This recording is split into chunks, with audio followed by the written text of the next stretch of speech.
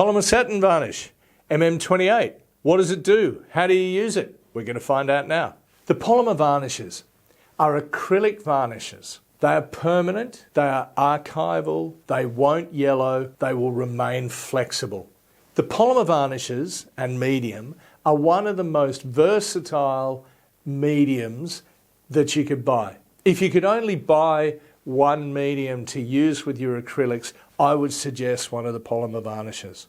They can be used to increase the binding ability of the paint. You can use the polymer varnish to reduce the intensity of colour down. For instance, if you're trying to get a really light blue sky using phthalo blue, you can reduce the amount of colour down using 10% colour and not be concerned, once dry, that you're going to lift the paint underneath if you go over it with another coat. If you just used water, then there could be the potential, if you're only using 10% paint, that you've reduced the binders so much that you're going to make it water sensitive.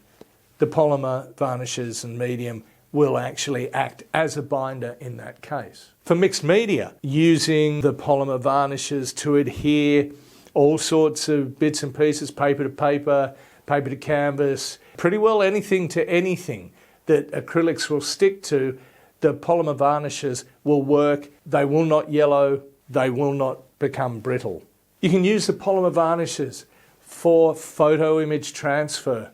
You can check out links down in the comments for those. For sizing for gold leaf. There are a multitude of different things you can use the polymer varnishes for. Think of them as a clear adhesive. The thing they're made to do is as a varnish, which is to go over the picture once you're finished. In fact, you can also use them as a sealer to lay down beforehand. We do have special sealers to do that, the clear sealer, but you can use the polymer varnish down first if you don't have any clear sealer. But as a final varnish, you can use the polymer varnishes.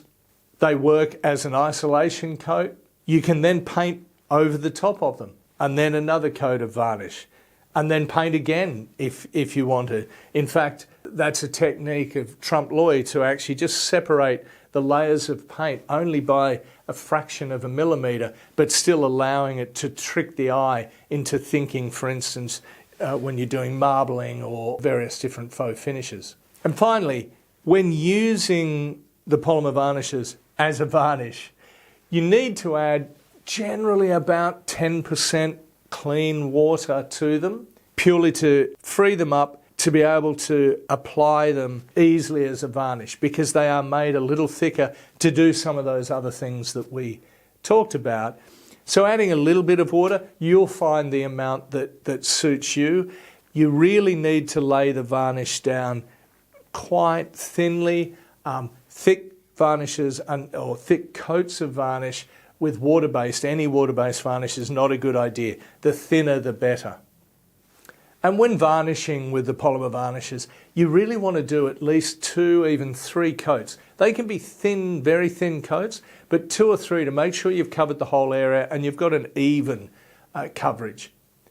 With the satin or the matte polymer varnishes, I would advise at least 3 coats, if not more, to make sure you have that even sheen all the way across the work, as you need a critical amount of that matting agent that's in there right across the work. And if the thickness, the coating thickness is not even all the way across, the sheen level may not be as even.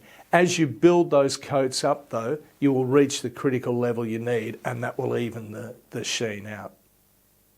And to clean up, just soap and water. Make sure your brushes are well washed out, and you must get it before the varnish dries.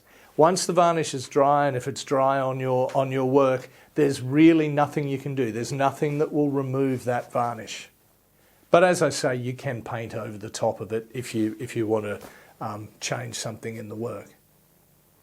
So that's all there is to Polymer Satin Varnish MM28. But if you have any questions, leave them in the comments below, and don't forget to subscribe.